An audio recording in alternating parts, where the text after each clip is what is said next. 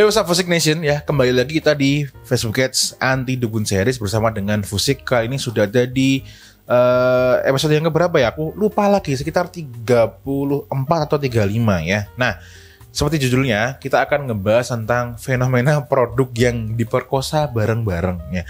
Ini ternyata hasilnya tidak bagus ya, berdasarkan pengalaman aku, baik aku sendiri maupun dengan klien-klien aku ya. Oke, insight ini ya aku dapatkan nggak main-main, karena pada saat itu aku diiming-imingi oleh seorang mastah yang cukup besar ya kan, yang menurut klaim dia, produknya ini memang sudah terbukti winning ya kan. Oleh karena itu pada saat itu kita itu beriklan bareng-bareng serempak. Nah, apa yang terjadi? Nah, kita akan langsung masuk ke drawing boardnya.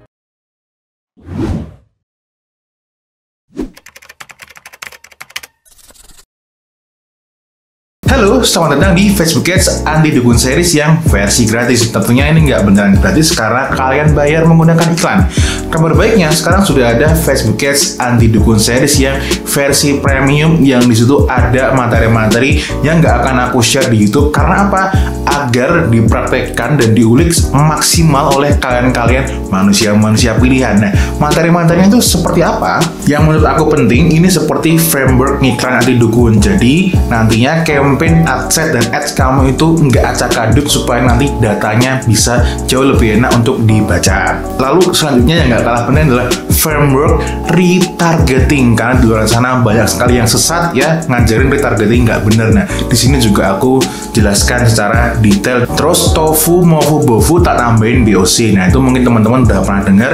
Cuma di sini yang versi premium itu nanti ada dibuat exclude audiensnya kayak gimana, nanti coba cari tahu di e-course-nya. Lalu yang satunya itu yang sangat-sangat itu worth it adalah funnel memeras dan memaksimalkan profit. Lalu yang menurut aku ini paling bombastis yaitu adalah ad content mastery. Apa ini? Jadi teman-teman nanti akan belajar gimana caranya meracik dan ngeriset iklan ya, supaya nanti iklannya relevan. Nah, ini aku sangat jarang sekali menemukan di luar sana yang ngebahas tentang konten iklan di Facebook maupun Instagram Ads gitu. Silakan jika kalian memang butuh, klik aja langsung link di bawah ini ya, atau juga klik di link description box di bawah. Kembali ke video.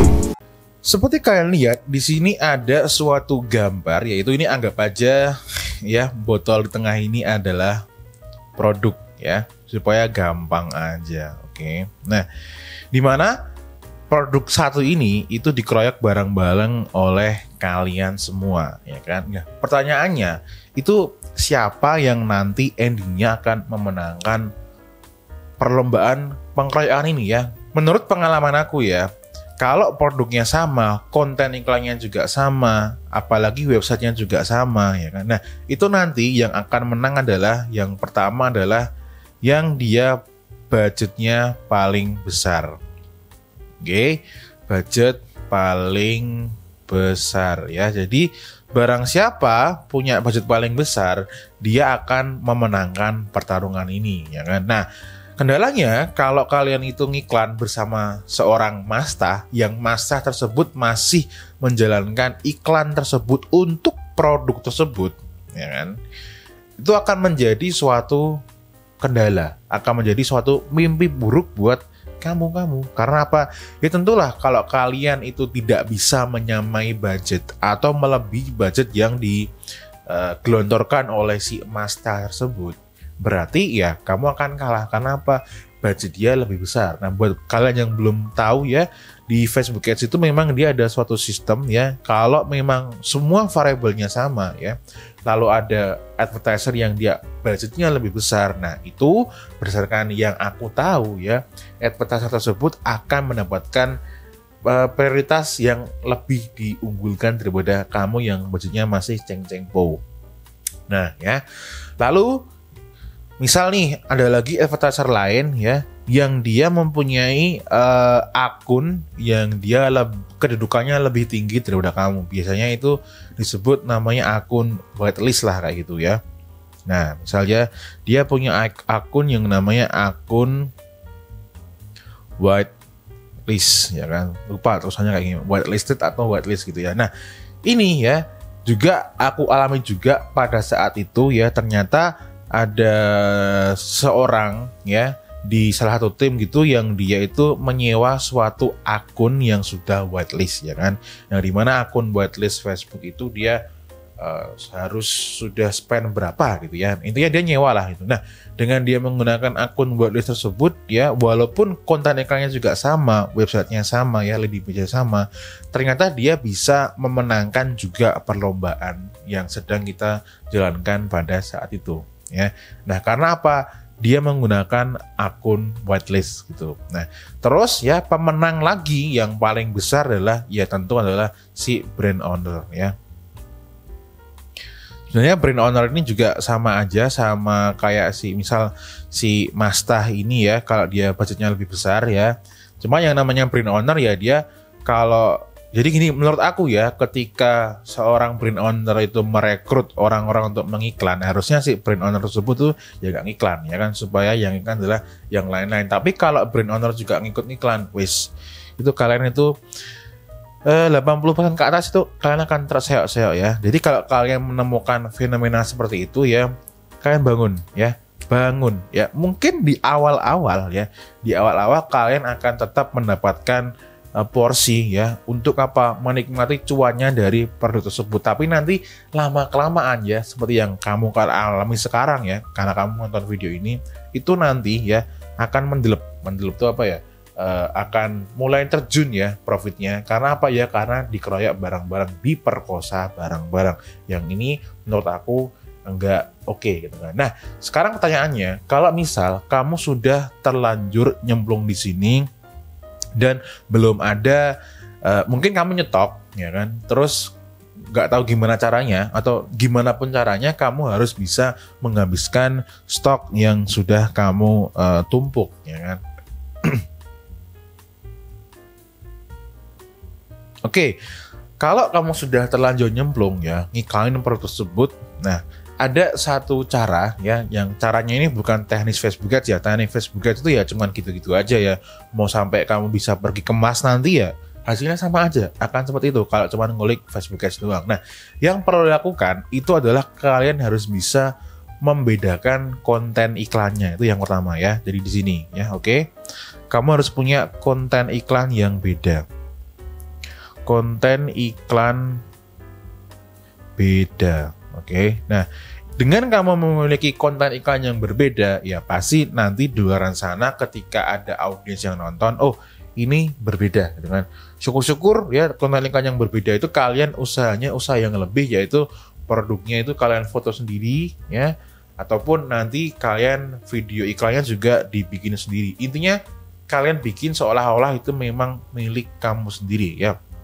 Alangkah lebih maksimal lagi kalau semua marketing kitnya dari konten iklannya, bahkan sampai daleman websitenya itu kamu shoot sendiri. Nah, itu menurut aku solusi yang lebih pas ya kan, untuk kamu-kamu yang sedang mengalami kondisi seperti ini. Tetapi ya, kamu juga harus memikirkan ya, karena apa? Ini kan bukan produk kamu sendiri ya kan, dimana kalau kamu itu susah payah ya bikin konten iklan ya kan, bikin marketing kit, ngerombak websitenya ya, itu kan nanti yang tetap untung siapa? Si brand ownernya. Nah, ya kan? Ya itu coba dipikirkan, oke? Kalau solusi ini masih kamu rasa belum maksimal, kalian mau bermain yang lebih hardcore lagi, nah itu ada solusinya. Solusinya adalah ya, kalian menggunakan baju yang berbeda. Baju yang berbeda itu apaan? Baju yang berbeda itu bisa aku bilang namanya branding yang berbeda ya, karena nyatanya di luar sana itu sebenarnya banyak sekali produk-produk itu sebenarnya mirip-mirip ya, sumbernya sama gitu kan, hanya saja dia bajunya berbeda. Cuman ini butuh effort ya, butuh upaya yang lebih ya kan. Katakanlah tadi ya produknya sama ya kan, katakanlah produknya sama seperti tadi ya kan, produk sama, oke. Nah, walaupun produk sama ya, kalau teman-teman bisa mengidentifikasi di market ya kan, oh ternyata dengan produk yang sama ini ternyata diminati oleh beberapa kalangan yang berbeda. Mungkin ada yang kalangan menengah ke atas pun juga nanti masih dibagi-bagi. Nah, dengan kalian menemukan insight seperti itu ya, kalian bisa menerapkannya dengan apa? menampilkan produk tersebut dengan branding yang berbeda. Misal nih, kalian mempunyai kesempatan untuk melakukan branding terhadap produk tersebut. Nah, ini yang aku lakukan dulu ya. Jadi dulu itu kita sekelompok orang, tapi ini beda kasusnya dengan tadi ya, awal-awal dulu ya, kita itu berjualan suatu produk skincare gitu ya. Itu kok teman-teman aku semuanya itu menggunakan cara yang sama, spamming, dan gak ada brandingnya sama sekali. Gak jelas pokoknya, waku belgedes. Setelah aku pikir-pikir, setelah aku analisa, ya kan, sok profesional lah pada saat itu. Ini aku yakin pasti solusinya adalah menggunakan branding. Nah, oke. Jadi pada saat itu teman-teman aku itu ngejual dengan harga 70.000 ya. Dengan aku merombak branding, menampilkan produk dengan tampilan tertentu, itu aku bisa ngejual dengan harga 100.000 sampai bisa menjual di angka 140.000. Kok bisa?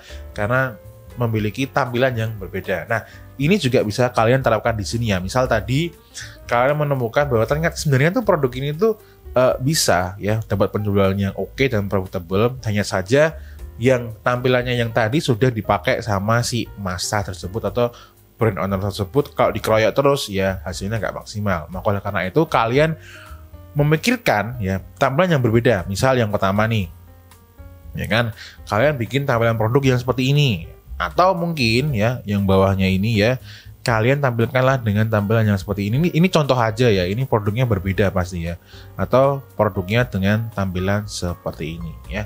Jadi dengan menampilkan ya produk dengan branding yang berbeda, itu sudah pasti nanti akan mendapatkan orang yang berbeda, karena tampilan tertentu itu akan menarik orang yang tertentu juga, orang yang berbeda ya.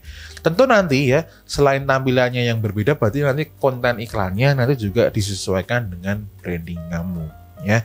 Nah, kalau teman-teman belum tahu, ada loh di luar sana itu yang pabrik skincare-nya itu sama persis lokasinya ya, tapi itu ya dari pabrik tersebut muncul ya 3 brand yang berbeda, aslinya padahal produknya sama ya kan. Satunya agak alay ya kan, terus satunya yang biasa aja, satunya brandingnya yang kece badai. Kok bisa seperti itu? Ya itu tadi, karena ilusi si branding ya. Oke, itu aja ya, singkat, jelas, padat. Semoga teman-teman bisa mengaplikasikan ke bisnis online kalian, terus nanti iklannya bisa menjadi lebih oke lagi ya. Tapi harus diingat ya, dari 3 step tadi itu semuanya punya level masalah yang berbeda-beda, punya level kompleksitas yang berbeda-beda. Kalau yang pertama tadi ya, kalau kalian masih di situ, kalau masih oke ya silakan ya. Misalnya tadi ya, kalian masih mengkeroyok produk bareng-bareng ya dengan teman-teman kalian di grup ya yang dimentorin oleh seorang master. Kalau masih gurih ya silakan dilanjutkan. Kalau udah nemu titik di mana udah jenuh produknya, coba ganti konten iklannya ya kan. Terus kalau kalian mau berminat untuk di branding kan sendiri produknya, ya silakan menggunakan strategi yang ketiga yang tadi ya. Oke, itu aja untuk video kali ini. As always, may we always live in prosperity. This is Fusik signing off. Bye bye.